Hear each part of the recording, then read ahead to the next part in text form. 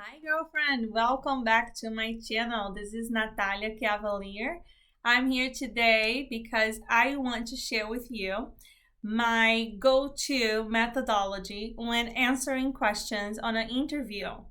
I know some of my girls are going through the process of finding a new job, moving up in their careers, and I really want to help you. So pay attention to this video and see how you can apply the STAR method to your next interview. Okay? I learned the STAR method during college and I have used since then. It's not new. I'm sure a lot of people heard of it. I'm not sure if you're applying as you should. So for you to be sure that you're using the STAR method the right way, let's see some tips that I have learned along the way. Okay? So I want to say the STAR method stands for situation, task, action, and result. It means that anytime you are presented with a question that is about your behavior and a complex situation, such as tell me about a time where you had a difficult problem with your coworker and you didn't know how to solve it. That is a behavioral question. They presented three different things within the same question, right? They want to know what was the problem, they want to know how that affected you, and they want to know how you solve it. So let's break it down. I'm gonna go into details with you about this specific example using the STAR method.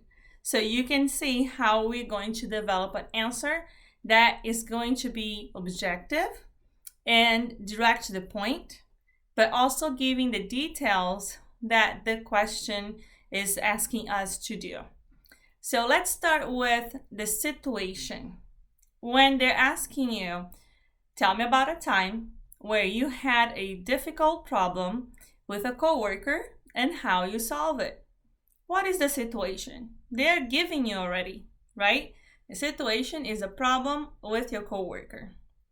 And when I get a question like that, we need to be very careful because you never want to say that you had multiple issues with coworkers, right? So always take to the positive side as well. You will answer the question, so you should not say, well, I never had an issue with a coworker. If you never had an issue with a coworker, which I find hard to believe, you need to use an example of when you had a hard time with someone else. Okay, so let's just say for the sake of conversation that you did not have an example top of mind of a problem with a coworker. You should say, well, I am so lucky that I never really had an issue with a coworker.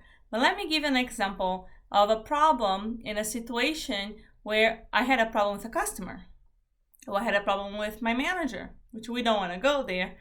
But you see, you must answer presenting an example based on the question that they made. So let's go back to our example. Tell me about a time you had a situation where there was an issue with a coworker. You break it down into situation, task, action, and result. So start with the situation. I would say, well, unfortunately, it happens when you work on a team. Some people have different points of view. There was a time where a coworker of mine did not report exactly the numbers that I expected for a presentation that we had to make. I saw the numbers differently and I wanted him to fix them, but he didn't see the need to. Presented the situation.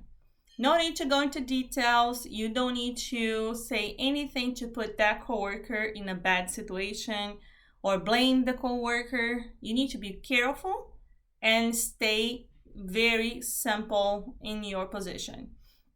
So from there, you would say, what was the task in place? Because the presentation required a high level of attention to details, and was to be presented to our executive leadership, I insisted that I should look into the numbers because we need to deliver best-in-class presentation. That was the task. Your task in hand was to deliver a best-in-class presentation to the executive leadership. So you tell them exactly what was your position. I was in charge of delivering this presentation. I was representing my team, and I saw the need to look into the data one more time. Then you need to wait and answer the action that you took, very specific points. So you should have a detailed answer for this part of the action. So for the action, you should say something along the lines, when I realized the data was incorrect, I took my coworker to the side and asked if he could please revise the data. He refused to revise the data after a conversation and simply insisted in using the same data. I asked him to please provide me with the Excel spreadsheet so I could revise it myself and we could discuss. He still insisted in not providing me with the original data. So what I had to do was to find a third party, someone who was neutral to this situation, someone who could look from the outside to see if they also saw a problem with the data. I felt there was needed to be a third eye into this database to see if they saw the same issues. That way, you're showing the employer that you are someone who is reasonable. You can present that you wanted to revise the data, but you also understand that it's not your way or the highway. So when you say, I brought in another coworker, ask them to please analyze the data and see if they agreed with me. And they did agree with me. And we went back together to our coworker and said that we would strongly recommend revising the data before presenting to leadership. Otherwise, we would bring to our manager and see what she had to say. So here I'm positioning myself as, look, I'm trying to help you. There's not just me, it's not just my opinion. Somebody else realized there was a mistake as well. And we will not present this to leadership, but we will present to our manager and let her make the decision. At that point, so I'm sorry, I was jumping into the conclusion now. Hold on. So that was the action that I took, right?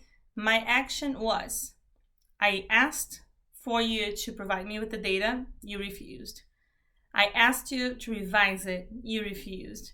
So my action was, ask for somebody else to take a look. If that person saw the same issue, next step, talk with the manager. So by that point, we were about to talk with our manager. Now comes the result. How did you solve it? So the result of this issue was to bring to management in a nice way. So you always want to put in a positive way. What I would say is, after we all discussed, we realized that we did not agree. That I saw one way, he saw a different way. Best way, before we go into the executive presentation, bring our manager in, see how she saw the presentation and the numbers, and get her feedback. I did not throw him under the bus. I did not say that he did this, I did that. All I said was, hey, look, we have the data.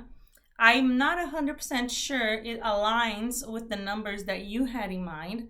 Would you please revise with us before we go into the leadership to present it? And that's how we resolved it. In the end, the manager actually gave feedback that data was just fine. So from the beginning, I saw something that maybe was not needed. I was looking for extra details that was not needed, and my manager saw that. And I told my coworker that, I'm so glad we resolved this and you got the right data. Let's move forward. And you know why I didn't want to give an example where I was right? Because it's important to show that if the situation does not resolve the way you want it to resolve, you're still able to provide to leadership guidance and say, you know what? I was wrong. Maybe it doesn't have to be this way. I learned that in our careers, a lot of times we try to be right and we try to tell everyone and prove ourselves right. And when you are coming to a job interview and you present an angle where you say, you know what, I learned a lesson that day. Well, I learned that I should listen, or I looked into this data. It didn't present itself as something that I wanted to see, but my manager was fine with it, so I agreed with her. That shows that you were able to take feedback. You're able to change your mind when you're not right. So people appreciate that. So let me go back to make sure that we understand where the STAR method was used. Situation, problem with the coworker. Action, so we had the situation, it was problem with the coworker. The task was to fix it, find a solution. The action that I took was to get other people involved, make sure they saw what I saw, and resolve it. What was the resolution? Resolution, we all align that the data was right, we are fine, let's present to leadership. I did not mention any of, construction criticism. I didn't say anything about the feelings that I had toward my coworker. I never said anything bad about my coworker. I focused on the issue. Okay, can you see that? I did not say anything about my coworker being wrong or right or myself. I said the data doesn't look right. The data that is presented to leadership should be very specific. We need to work on that. Okay? So I want you guys to understand when you go into an interview, try to have a couple of examples because we all know some of the questions that we're going to be asked, right? This is just one example. There are going to be others like, tell me about a time you fell and how did you put yourself back together. I got this one last time I interviewed, and I gave an answer that was very personal. That was not very professional. It was not about my career. It was about my personal life when I took a big risk. And I told them the story. And you know what the feedback I got? Wow, that was the best answer I ever heard. So I was just being myself, but I stayed within the STAR method. I told them the situation that I was in. I told them the task that I had to do, the actions that I took, what results I had. By staying within the STAR method, you at least will be able to be objective and clear in your answer. And that is so important. So ladies, let's always try to stay within the guidelines of the STAR methodology so you are able to deliver clear and concise answers during your interviews. Good luck. I hope this really helps you. See you soon. Bye bye.